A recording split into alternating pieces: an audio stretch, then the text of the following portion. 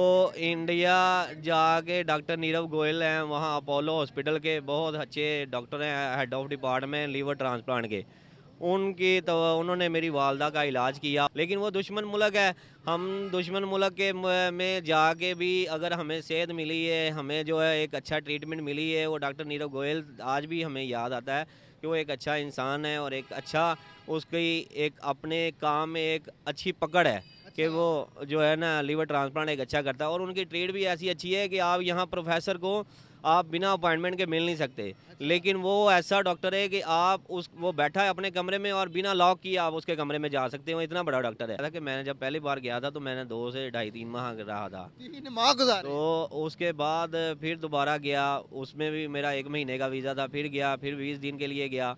तो मैंने जो है बदरिया वाघा बॉर्डर ही जाता रहा हूँ। नमस्कार दोस्तों, मेरा नाम अनुज धीमान और आप देख रहे हैं नेशन ब्यूरो। अक्सर पाकिस्तानी भारत को दुश्मन देश कहते रहते हैं, भारत के खिलाफ प्रोपेगेंडा करते रहते हैं, लेकिन एक पाकिस्तानी है जिसकी मां की जान भारतीय डॉक्टर ने बचाई। पाकिस्तान के अंदर उसका इलाज नहीं हो पा रहा था, तब वो भारत आता है। पहले आप इनके मुंह से इनकी कहानी सुनिए, फिर हम बात करेंगे इस वीडियो के बारे में। कैसे जाना हुआ, थोड़ा शॉर्ट करके बताइएगा कि कैसे जाना हुआ, वीज़ा कैसे मिला और गए तो गए कैसे, और क्या प्रोसेस है वीज़े का भी, इसमें बारे में भी बात करेंगे। लेकिन पहले बताइएगा कि जाना कैसे हुआ। पहला जब आपने कदम रखा बॉर्डर पर तो क्या फीलिंग्स थी, कैसा आपने चीज़ें देखी? मैंने जैसा कि पहले भी आपको बताया था कि ये गवर्नमेंट ऑफ पंजाब की बहुत अच्छी कावज थी, जो चीफ मिनिस्टर पंजाब शहबाज शरीफ साहब थे। उस दौर में वो लीवर ट्रांसप्लांट पेशेंट को जो है ना इंडिया ट्रांसप्लांट के लिए भेजते थे, क्योंकि उस दौर में जो यहाँ पेशेंट का ट्रांसप्लांट शेख ज़ैद हॉस्पिटल में होता था, बदकिस्मती से शेख ज़ैद हॉस्पिटल में जो है वो डॉक्टर जो थे इस काबिल नहीं थे। मैंने जो अपनी आंखों से देखा, वो तो डोनर को भी जो है ना उन्होंने एक्सपायर किया।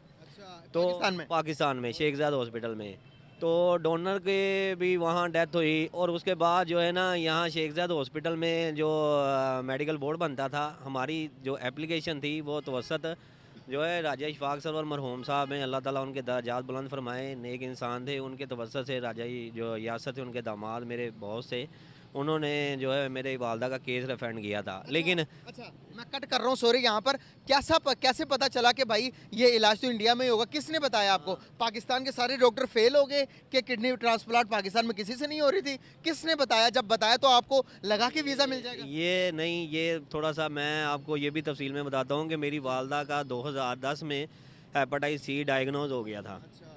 2010 से 2014 तक हम इसी तरह ही डॉक्टरों के जो है ना पाकिस्तान के जो डॉक्टर हैं, ये असल में जो डॉक्टरी शोबा है ना, ये फरिश्तों जैसा है। लेकिन पाकिस्तान में बदकिस्मती से जो डॉक्टर है ना, ये हम उसको देखते हैं जिसके पास जेबों में पैसा है। हमारे डॉक्टर जो है ना, इंसानियत नहीं है इनमें। 2014 तक किसी डॉक्टर ने मुझे ये नहीं बताया कि आपका लीवर ट्रांसप्लांट हो सकता है। मतलब कि हमें, हमारे डॉक्टर को ये भी नहीं पता कि किडनी ट्रांसप्लांट, लीवर ट्रांसप्लांट पता होता है, इन डॉक्टरों को सारा पता होता है, लेकिन ये डॉक्टर जो है ना किसी को, हमारे पाकिस्तान के डॉक्टर ही हैं, किसी को सीधा रास्ता दिखाते ही नहीं है। अल्लाह ताला इनको हदायत दे। पाकिस्तान है तो हम हैं, सब हैं, तो ये है। लेकिन असल में सबसे बड़ा नुकसान और सबसे बड़ा जो है ना यही है कि आप किसी के प्यारे के साथ जो है उसको अगर बेड के अंदर हॉस्पिटल में वो आता है तो वो अपने प्यारे को लेके आता है, तो उसकी सबसे बड़ी उम्मीद यही होती है कि ये डॉक्टर, ये फरिश्ता है, ये मेरे घर का, मेरे अजीज़ का, मेरी माँ का, मेरे बाप का इलाज करेगा। लेकिन वो इलाज करने की बजाय उसको जो है ना अपनी नाहली से जो है वो उसको एक्सपायर करवा देता है। एक्सपायर तो अल्लाह ताला, मौत और ज़िंदगी अल्लाह ताला के हाथ में, लेकिन ये डॉक्टर जो है ना ये प्रॉपर जो है ना उसका इलाज नहीं करते। तो इंडिया जाके डॉक्टर नीरव गोयल हैं, वहाँ अपोलो हॉस्पिटल के बहुत अच्छे डॉक्टर हैं, head of department liver transplant के। उनकी तो उन्होंने मेरी वालदा का इलाज किया, लेकिन वो दुश्मन मुल्क है। हम दुश्मन मुल्क के में जाके भी अगर हमें सेहत मिली है, हमें जो है एक अच्छा ट्रीटमेंट मिली है, वो डॉक्टर नीरव गोयल आज भी हमें याद आता है कि वो एक अच्छा इंसान है और एक अच्छा उसकी एक अपने काम में एक अच्छी पकड़ है कि वो जो है ना लीवर ट्रांसप्लांट एक अच्छा करता है। और उनकी ट्रीट भी ऐसी अच्छी है कि आप यहाँ प्रोफेसर को आप बिना अपॉइंटमेंट के मिल नहीं सकते, लेकिन वो ऐसा डॉक्टर है कि आप वो बैठा है अपने कमरे में और बिना लॉक किए आप उसके कमरे में जा सकते हो, इतना बड़ा डॉक्टर है। यही बात आप यहाँ आके सोचते हैं कि यार यहाँ के डॉक्टर, एक प्रोफेसर है, आप यहाँ से एक प्रोफेसर हमारे पास से गुजरा होता है, वो हमें देखता भी नहीं है, और अगर वो अपने कमरे में बैठ गया तो यहाँ पीए और उसका जो है स्टाफ जो है वो आपको उसके कमरे तक जाने नहीं देता। लेकिन वो एक इतना बड़ा डॉक्टर है, और उस डॉक्टर के कमरे में आप वो अकेला बैठा है या जैसे भी बैठा है, आप उसको जैसे मर्जी आप मिल सकते हैं, आप उसके पेशेंट है। है। लेकिन यहाँ उनको देख के ये अफसोस होता है कि यार उनका रवैया देख के और यहाँ का रवैया देख के ना फिर बड़ा दिल दुखता है कि यार हम बहैसियत मुसलमान हैं, हमें हमारा दीन ये सिखाता है कि हम जो है ना इस्लाह करें और अपने सब मुसलमान भाइयों से प्यार मोहब्बत और इंसानियत से प्यार करें।